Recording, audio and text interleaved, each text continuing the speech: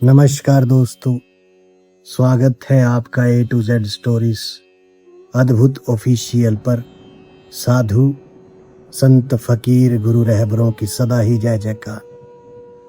सुनो रे भाई साधु, ये संसार आपको हर क्षण बाहर की ओर बुलाता है। कोई धन के पीछे भाग रहा है, कोई मान के पीछे, कोई नाम के पीछे, कोई अपने ही बनाए हुए सपनों के पीछे।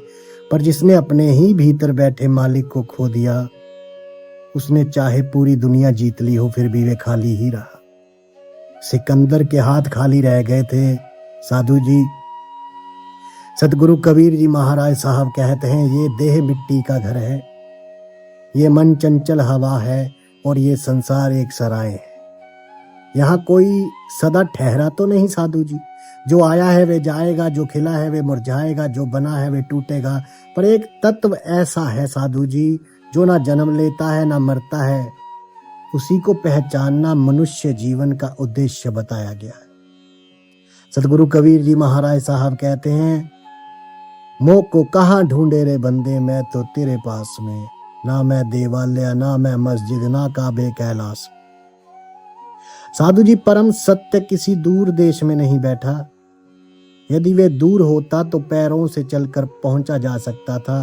वे तो आपकी हर श्वास से भी निकट है। कठिनाइयां दूर की नहीं, आपकी भटकन की है।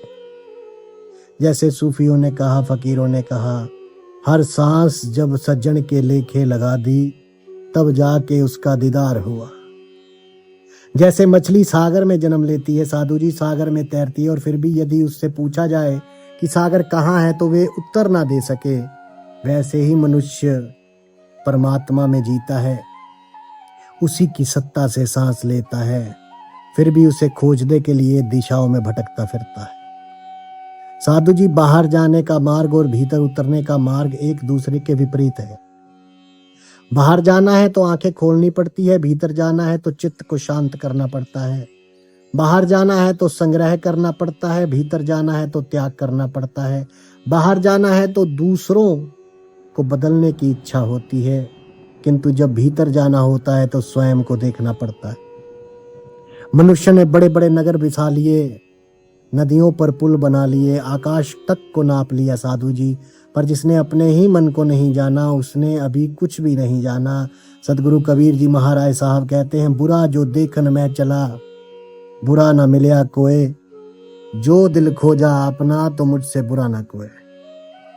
यही भीतर की यात्रा का पहला द्वार है। जब तक इंसान संसार की भूले गिनता रहता है, तब तक अपने अंधकार को कैसे वो देखेगा, बताइए जरा। जो हर समय दूसरों की ओर उंगली उठाता है, उसकी दृष्टि अपने ही अंतकरण तक पहुंच ही नहीं पाती। साधु जी, मन को अपना स्वामी मत समझो।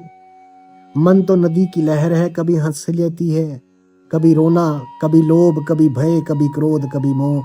यदि आप हर लहर को अपना स्वरूप मान लोगे तो कभी स्थिर नहीं रह सको। स्थिरता कब आएगी बताओ।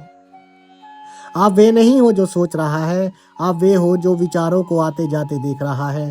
जिस प्रकार आकाश बादलों से भीगता नहीं, वैसे ही आत्मा विचारों से मलिन नहीं होती।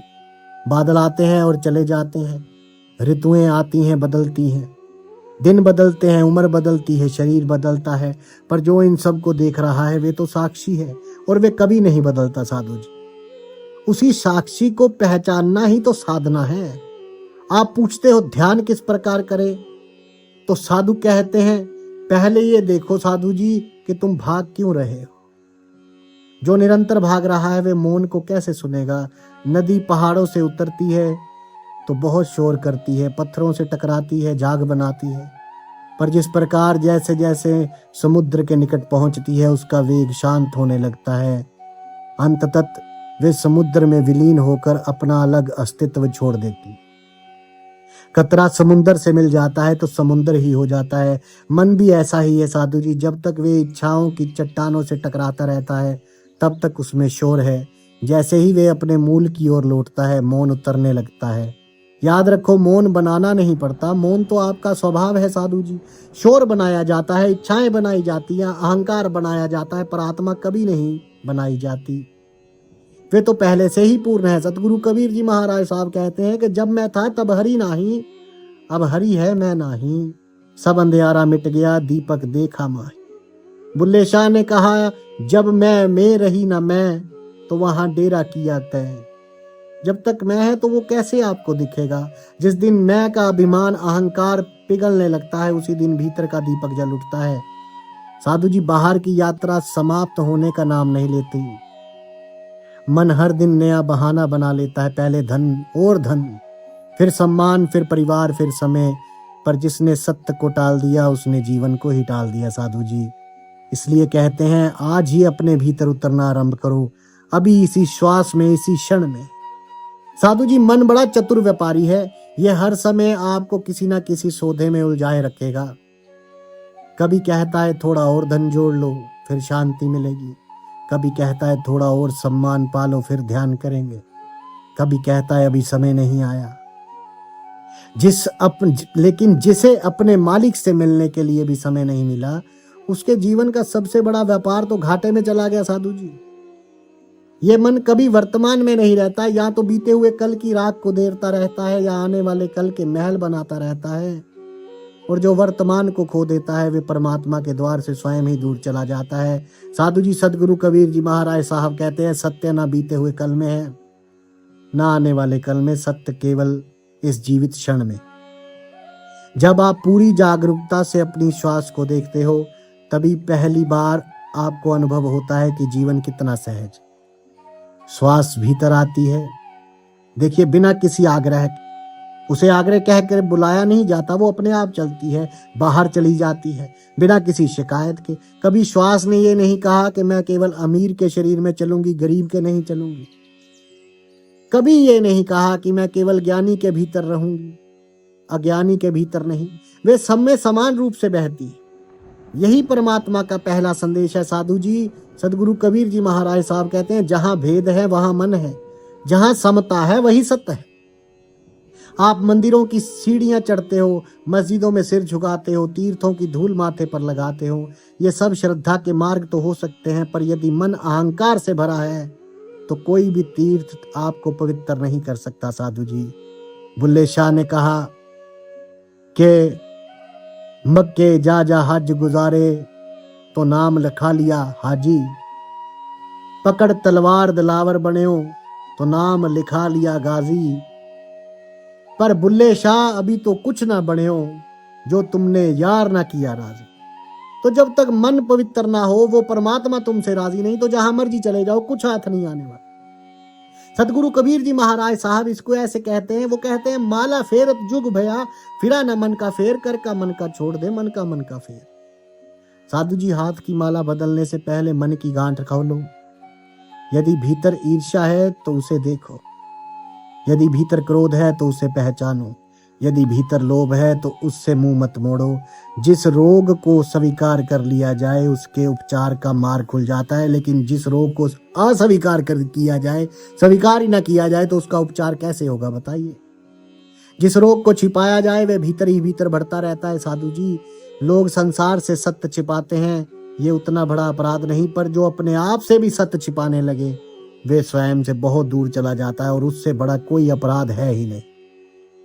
साधु जी, अपने भीतर उतरते समय किसी और को साथ मत ले जाना, वहां ना आपका नाम काम आएगा, न कुल, न जाति, न पद, न प्रतिष्ठा। वहां केवल आपकी चेतना जाएगी, और चेतना को किसी परिचय की आवश्यकता नहीं होती। देखिए, जिस प्रकार दीपक जलता है, दिया जलता है ना साधु जी, तो अंधकार अपने आप हट जाता है। इसी प्रकार जागरूकता आती है तो अज्ञान स्वयं मिटने लगता है। अज्ञान से लड़ना मत, बस जाग जाना। जब चलो तो जानो कि चल रहे हो, जब बोलो तो सुनो कि क्या बोल रहे हो, क्यों बोल रहे हो। जब भोजन करो तो प्रत्येक ग्रास का स्वाद अनुभव करो, जब श्वास ले रहे हो तो उसे महसूस करो। धीरे धीरे आपके भीतर एक नया साक्षी जन्म नहीं लेगा, वे तो पहले से ही है, वो तो प्रकट हो जाएगा, केवल प्रकट। साधु जी, आपने देखा होगा कि आकाश कभी बादलों से नहीं डरता, कभी काले बादल आए या सफेद, आंधी आए या वर्षा, आकाश सबको स्थान देता है, पर किसी का बोझ अपने ऊपर नहीं रखता। वैसे ही अपने मन को देखो, क्रोध आया उसे आने दो, भय आया उसे भी देखो, दुख आया उसे भी बिना विरोध के पहचानो।